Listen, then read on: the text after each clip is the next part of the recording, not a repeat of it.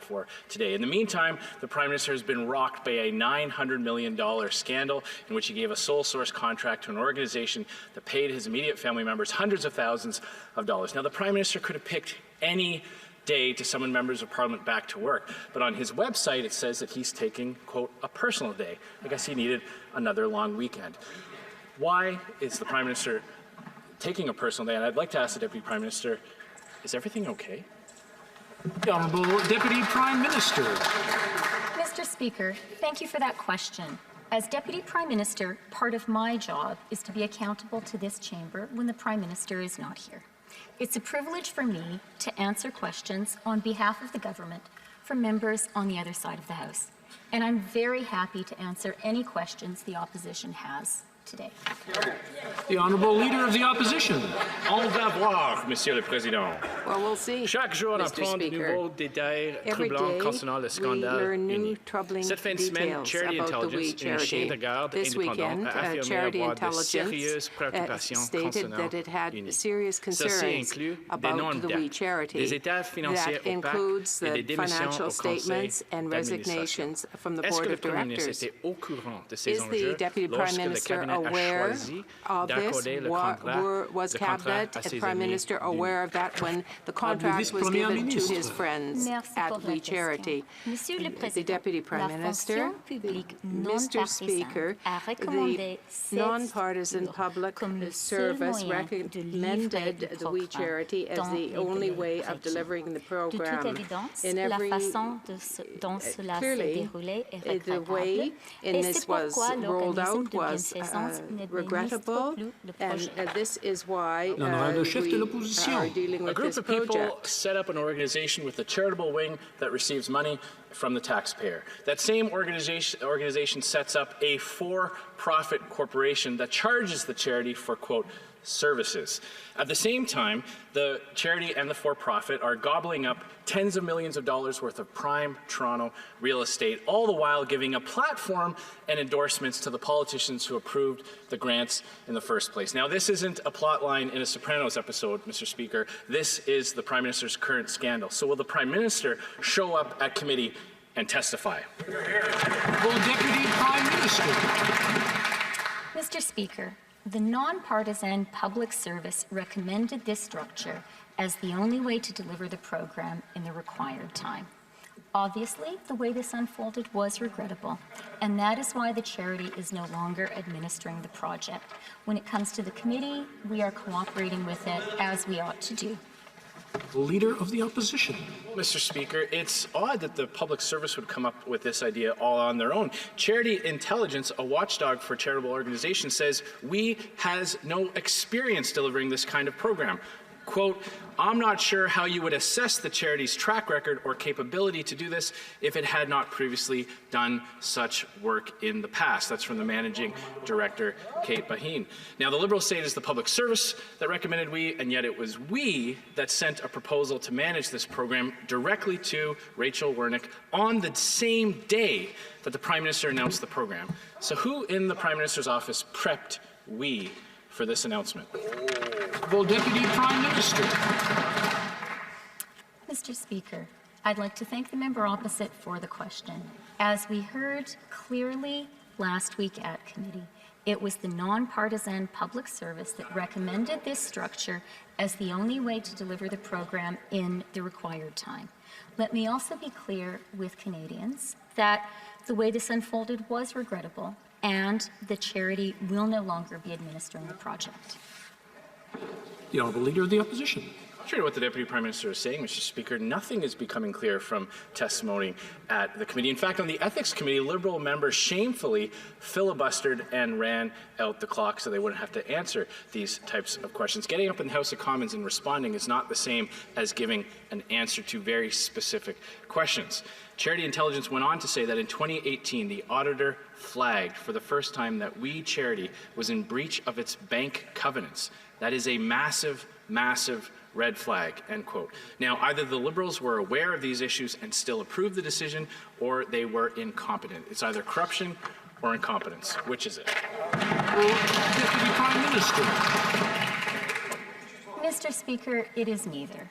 And let me simply be clear as we heard from Canada's excellent public service last week, it was our nonpartisan public service that recommended this structure as the only way to deliver the program in the required time.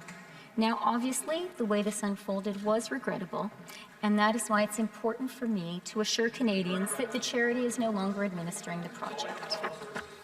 C'est un autre exemple de gouvernement libéral qui donne des belles paroles en public, mais qui travaille pour les amis proches derrière les portes closes. Si le gouvernement libéral voulait vraiment aider les étudiants, il pouvait utiliser les programmes existants. Est-ce que le gouvernement admet aujourd'hui que cet scandale n'était pas à propos de l'aide pour les étudiants, mais c'était à propos de l'aide pour leurs amis proches? Not helping students, but rather just helping their close friends. Merci pour la Deputy question. Prime Minister, Monsieur le Président, thank you so much for your question. Mr. Speaker, what our government understands is the importance of helping young Canadians today. The economic history indicates that they are particularly threatened by the circumstances today. The Liberal government is there for this young generation. This is a promise that we make to all Canadians. The honourable member for Burnaby South. There were lots of ways to help students. This was not it. What was it? It was a $1 billion bailout of close friends of the Liberal Party and of the Prime Minister. People with disabilities were told to wait for months before they got help. People who saw their CERB about to end were also told to wait. People who need help were told again and again to wait by this government. But when close friends of the Liberal government and close friends of the Prime Minister need help, they jumped in with nearly $1 billion bailout. Will the government admit that this wasn't about helping students, this was about helping their close friends? Well, Deputy Prime Minister. Mr. Speaker, I'll tell you what this government believes in. We understand that economic recessions and depressions pose a particular threat to young people, and that is why we acted swiftly to support young Canadians. And I want to say to all young Canadians, we will not allow you to be left behind. We will not allow you to be a lost generation. Honourable member for Leeds, Grenville, Thousand Islands and Rideau Lakes. Mr. Speaker, last week at Ethics Committee, Liberal members filibustered the committee in an attempt to obstruct further examination of the Prime Minister's role in awarding a sole source deal to his buddies at the WE organization. This comes after Liberals blocked the Ethics Commissioner from testifying at committee regarding the Trudeau II report, where the PM was found to have broken ethics laws for a second time. Where's the Prime Minister's commitment to transparency and openness when he sends members to committee to do his dirty work? The Honourable Government House Leader. Merci, Monsieur le Président. Mon collègue sait très bien que les comités sont indépendants, qui prennent eux-mêmes les décisions, that the que les committees are différents députés qui independent and siègent that they sur take ces their comités-là, decisions ils vont en independently. fonction They de leurs priorités, operate de leur according connaissance to de their dossier, ils priorities, posent their de bonnes knowledge questions, of the ils ont files des bons before débats, them, Monsieur le Président, and et le they gouvernement ne ask dirigera jamais questions. The le travail government will des never députés puisqu'il direct comprend l'indépendance members of des comités. Parliament's C'est trop work. important pour ne pas la The work respecter. of committees is Honourable too member for Leeds, important not Grenville, to be Thousand Islands and respected. Rideau Lakes. Well, like the Prime Minister, the Finance Minister has close family with financial ties to the WE organization. Despite this, and despite his previous record of ethical breaches, the Finance Minister did not recuse himself from discussions or the decision to award a whopping $43 million taxpayer-funded bailout to the WE organization. With broken bank covenants and its board in shambles, did the minister know the state of the WE organization when he signed off on this plan worth $912 million taxpayer dollars? Honourable Minister. Speaker, as I have been clear and our government's been clear, the health and safety of all Canadians remains our priority. The Finance Committee asked for myself to come and testify. I was present. They asked for officials to come. Officials have testified. What is clear and what has been shared and stated publicly is that the non-partisan professional public service made a recommendation. We accepted their recommendation. Our focus remains on making sure that students have additional supports in this very challenging and unprecedented time. It was a contribution agreement that was signed and negotiated between the the public service and We Charity. Mr. Speaker, I did sign off on that recommendation. It was the only one they provided, and after due diligence, I'm confident that they did their important work. Thank you, Mr. Speaker. Well, this new scandal is such that transparency is even more important with respect to the Prime Minister and his cabinet. Will the Prime Minister lift the veil and reveal all the truth to Canadians? The Honourable Minister. Mr. Speaker, as I said, the intent was always to bring together students and an ability to access the bursary. As I have said to the committee when I was there, I was there because I was asked to appear. We asked the public service to make recommendations, and I accepted their recommendations. The Honourable Member for Carleton says that she and the government did due diligence before granting this $912 million contribution agreement to We Charity. Did this due diligence demonstrate through the publicly available sources that We Charity had somehow accumulated over $40 million of real estate? The Honourable Minister of Diversity, Inclusion and Youth. Thank you, Mr. Speaker. Mr. Speaker, so members of all parties passed a motion at the Finance Committee to ensure that I could appear to provide these answers. They also requested that officials appear, and officials also appeared last Thursday to provide these information in a public format so that this information could be available.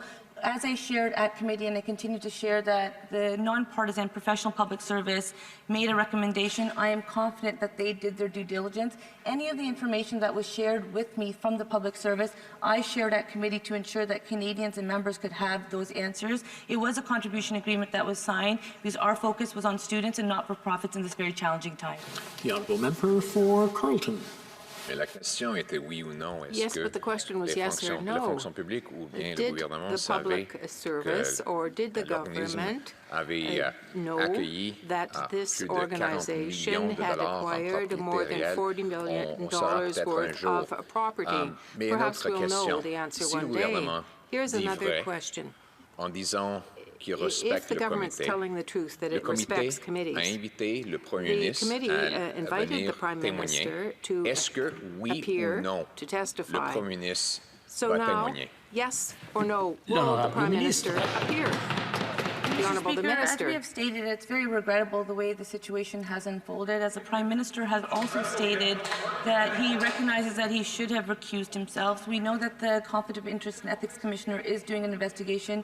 We have stated that we would comply with them. To the member's first question, any of the information that was made available to myself, I made available to committee members, and it was on their recommendation that I accepted their recommendation, because for our goal was always to deliver for Canadians, to provide an additional support to students. We recognize that not-for-profits are also facing a very challenging time, so it was an opportunity to put in a program that would help people in a very challenging time. The We Charity scandal continues to deepen.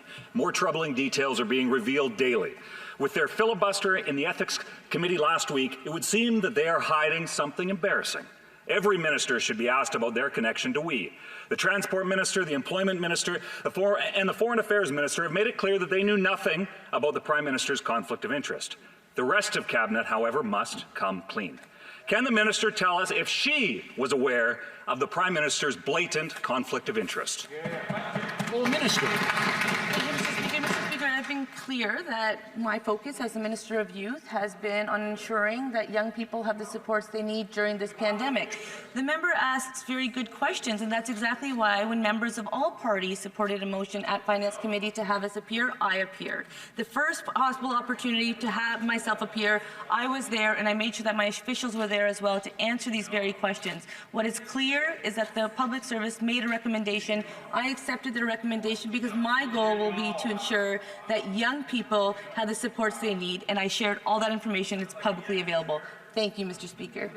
Member for Calgary Skyview. Mr. Speaker, this Prime Minister does not believe that the rules apply to him. Outsourcing nearly $1 billion of taxpayers' money to an organisation with not only close ties to his party but also to his family is greatly disturbing. It's always one set of rules for Liberals and another for everyone else. We've seen here today that the Liberals refuse to answer the questions we have about the scandal. When will the Prime Minister agree to testify at committee? Good question. Honourable Minister. Mr. Speaker, the health and safety of Canadians is a shared responsibility, and that's why we continue to work day in, day out to ensure that those supports are available. Members of the Finance Committee, members of all parties of the Finance Committee asked me to appear, and I appeared. Officials appeared as well. And what officials also reiterated was that they made a recommendation based on the organization having the capacity to deliver this substantial program in the timeline needed. These questions have been answered, and we will continue assuring Canadians, reminding Canadians that we will be here to support them, and the Conservatives continue to do their tactics, but we will stay focused on them. Thank you, Mr. Speaker. Member for St. Albert, Edmonton. Mr. Speaker, Canadians deserve answers after the Prime Minister got caught awarding $1 billion of taxpayers' money to WE, an organization that benefited the Prime Minister politically and socially and enriched his family. The Prime Minister famously said that sunshine is the best disinfectant. So, will the Prime Minister let the sun shine in and appear before the Finance Committee to answer questions about this sordid affair, or will he continue to hide? The Honourable Minister for Diversity and Youth. Thank you, Mr. Speaker. Mr. Speaker, I think it's important that the record state what is actually taking place. There was a substantial line item, $912 million for the Canada Student Service Grant. A vast majority of that program, that line item, was for grants to really reward students because they've been rolling up their sleeves, helping to heal communities and helping not-for-profits during this very challenging time. And it was a contribution agreement that was signed, and at maximum, which we know will not happen because We Charity is no longer delivering this program, they would have been able to receive a maximum of 43.5. Mr. Speaker, it's also important to note that the Conflict of Interest and Ethics Commissioner is investigating, and we will. The Honourable Member for London Fanshawe. Mr. Speaker, once again, the Liberals are in trouble after handing over almost $1 billion contract to their friends at WE. Meanwhile, students have to wait to get paid for the time that they have already spent working in their communities. That was time given in good faith. During COVID, students are facing disruption in their studies and lack of employment opportunities. Their futures are at stake, but Liberals prefer keeping their wealthy friends wealthy instead of helping students to make ends meet. When will the Liberals put the future of students ahead of the interests of their friends and the well-connected? Mr. Speaker, I would like to share with the member, because she's obviously not seen the $9 billion student support program that we put forward. And so we announced $9 billion in support, including the creation of the Canada Emergency Student Benefit. We doubled Canada student grants for full and part-time students. We instituted a 6-month moratorium on Canada student loans. We increased funding for First Nations, Inuit, Métis students for post-secondary during this very challenging time.